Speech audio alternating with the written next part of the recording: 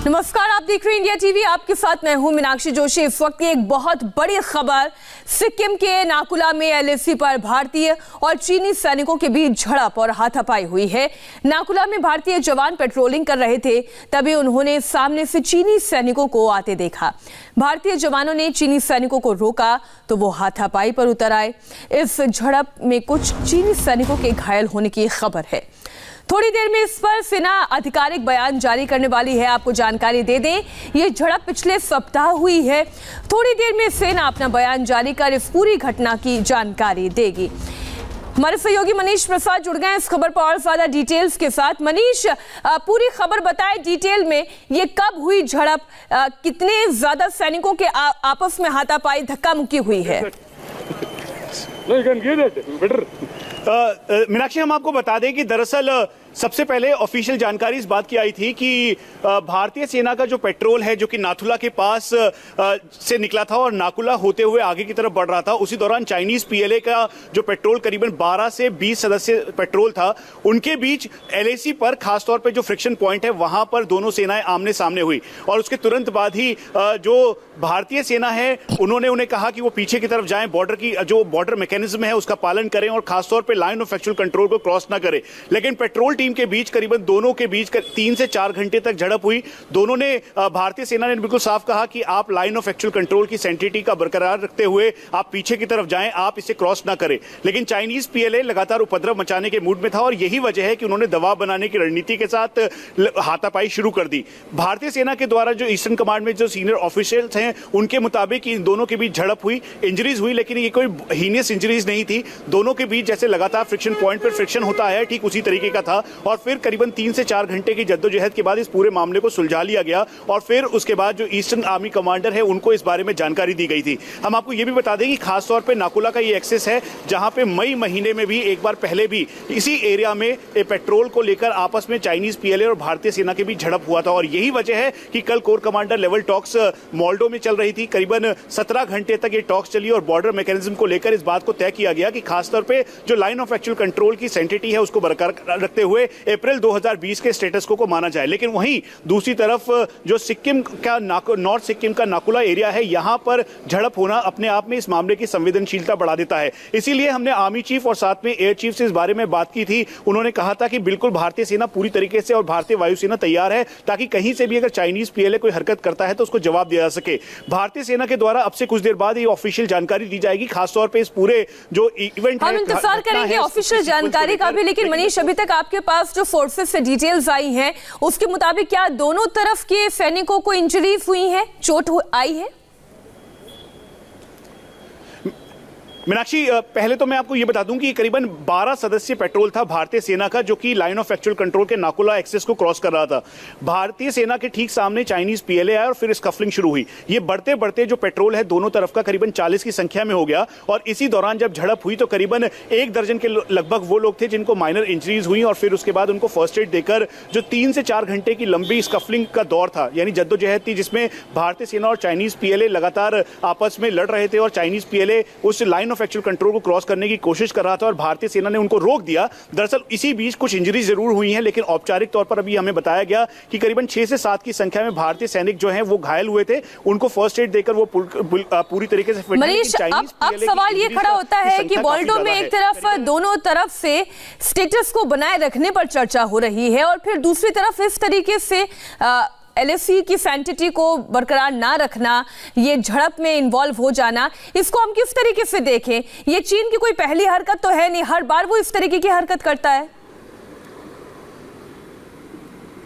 मीनाक्षी, इसके 2 पैरामीटर्स हैं। सबसे पहला पैरामीटर यह है कि 6 नवंबर को पहली जो आखिरी टॉक्स हुई थी उसके बाद ये कल जाकर ये करीबन 17 घंटे, आज सुबह करीबन 2:30 बजे तक ये टॉक्स चली है मोल्डो में, जिसमें भारतीय सेना की तरफ से 14 कोर के commander major lieutenant general PG K Menon और साथ में एमईए का rep joint secretary Naveen Srivastava मौजूद थे। 12 सदस्यीय डेलीगेशन था।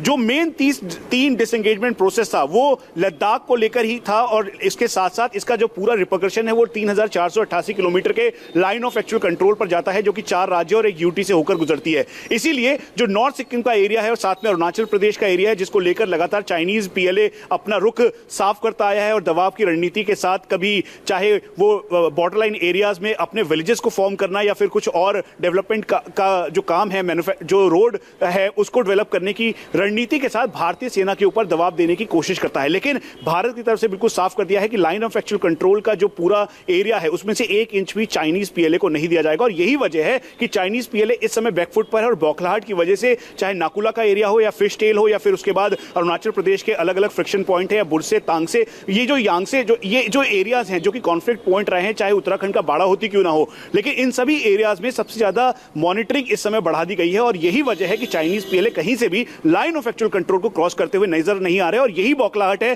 कि इस समय भारतीय सेना के साथ उनकी झड़प का जो दौर है एक बार फिर से शुरू हो गया है। हम आपको यह भी बता दें कि खासतौर पे चाहे ईस्टर्न लद्दाख का एरिया हो या नॉर्थ सिक्किम का नाकुला का ये एक्सेस, यहां पर इस समय काफी ठंड है और टेंपरेचर करीबन -20 के लगभग है। इसीलिए चाइनीज पीएलए का जो डिप्लॉयमेंट है वो पहले से ही बहुत ज्यादा उनको विंटर इंजरीज हो रही हैं। हालांकि वो इक्विप्ड होने के बावजूद भी उनके जो पेपर आर्मी आप कह लीजिए चाइनीज पीएलए को, क्योंकि वो पूरी तरीके से वो कभी बैटल में नहीं गए, किसी तरीके से उन्होंने कॉम्बैट ऑपरेशंस नहीं किए, वो कॉम्बैट ऑपरेशन नहीं करते हैं, ये बैटल में नहीं जाते हैं, लेकिन इस तरीके की बार-बार गलतियां करके ये उकसावे की कार्रवाई जरूर करते हैं। मनीष, आप बने रहिए हमारे साथ। इस वक्त की बड़ी खबर एक बार फिर दर्शकों को बता दें, सिक्किम के नाकुला में लाइन ऑफ एक्चुअल कंट्रोल पर भारतीय और चीनी सैनिकों के बीच झड़प की खबर आई है। हाथापाई हुई है भारतीय आर्मी और पीएलए के बीच में। चाइनीज आर्मी नाकुला में भारतीय जवान जिस वक्त पेट्रोलिंग कर रहे थे तभी उन्होंने सामने से चीनी सैनिकों को आते हुए देखा। भारतीय जवानों ने चीनी सैनिकों को रोका तो वो हाथापाई पर उतर आए। इस झड़प में कुछ चीनी सैनिकों के घायल होने की खबर है। थोड़ी देर में इस पर सेना आधिकारिक बयान जारी करने वाली है। आपको यह भी जानकारी दे दे, जैसे कि हमारे सहयोगी मनीष प्रसाद भी बता रहे हैं कि ये झड़प पिछले सप्ताह हुई। थोड़ी देर में सेना इस पूरे मामले पर बयान जारी कर घटना की जानकारी देगी। उत्तरी सिक्किम के में चीन से लगा हुआ यह इलाका मुगुथांग वैली के आगे नाकुला बॉर्डर, जिसकी हम बात कर रहे हैं, जिक्र हो रहा है। 5000 फीट की ऊंचाई पर नाकुला सेक्टर है। आप इसकी ऊंचाई से ही अंदाजा लगा लें, नाकुला में भारत चीन बॉर्डर पर फेसिंग नहीं है। जैसे मैं कहती हूं, ऊंचाई से आप अंदाजा लगा लें कि यहां पर कितनी ज्यादा ठंड रहती होगी। उत्तरी सिक्किम में चीन से लगा हुआ यह नाकुला सेक्टर है। हम और ज्यादा बेहतर तरीके से समझते हैं, हमारे सहयोगी मनीष जुड़े हुए हैं। मनीष, ये जो एरिया है ये अपने आप में बता रहा है कि स्ट्रैटेजिकली ये बहुत इंपॉर्टेंट है और चीन की तो हमेशा से कोशिश यही रही है कि वो डायरेक्ट किसी कॉम्बैट में जाने के बजाय इस तरीके की छोटी छोटी हरकतें करके उकसावे की कार्रवाई करते रहे। बेहद संक्षेप में आप जवाब दीजिएगा। मीनाक्षी, सबसे पहले तो मैं आपको ये बताऊं कि ये जो नाकुला का एरिया है दरअसल ये डोकला का दूसरा एक्सेस है। आपको याद होगा जब डोकलाम में करीबन 75-72 दिन तक फेस ऑफ हुआ था, उस दौरान भी चाइनीज पीएलए अपने पूरे डिप्लॉयमेंट के साथ आया था और पेट्रोल से वो कार्रवाई शुरू हुई थी। और ठीक उसके दूसरे एक्सेस पर ये नाकुला का एरिया है। यहाँ पर -20 के लगभग टेम्परेचर है और विंड चिल का फैक्टर बहुत ज्यादा है। जैसे ही ईस्टर्न लद्दाख में पेंगोंगसो और साउथ ऑफ पेंगोंगसो में भारतीय सेना और चाइनीज पीएलए आमने सामने हुई, उसके सीधा असर इस पूरे लाइन ऑफ एक्चुअल कंट्रोल पर दिखने लगा था, खासतौर पर अरुणाचल और साथ में नॉर्थ सिक्किम के इस इलाके पर। और यही वजह है कि नॉर्थ सिक्किम के इस एरिया में भारतीय सेना और चाइनीज पीएलए आमने सामने थी। डोकलाम को पूरी तरीके से मॉनिटर किया जा रहा था क्योंकि भूटान की धरती पर आके चाइनीज पीएलए ने वहां पर अपना कब्जा जमाने की कोशिश की थी और भारत ने वहां से भी उसको खदेड़ा था। और यही वजह है कि वही जो बौखलाहट है वो यहां पर दिखाई दे रही है। इसीलिए पेट्रोल की आड़ में एक बार फिर से लाइन ऑफ एक्चुअल कंट्रोल प्रयास भी यही हो रहा है कि भारत और चीन के बीच एलएसी पर संबंध तनावपूर्ण न रहे। लेकिन अगर इसी तरीके की हरकतें जारी रहेंगी तो ये कहना मुश्किल है कि क्या स्थितियां बेहतर हो पाएंगी या नहीं। शुक्रिया मनीष पूरी जानकारी के लिए आपका।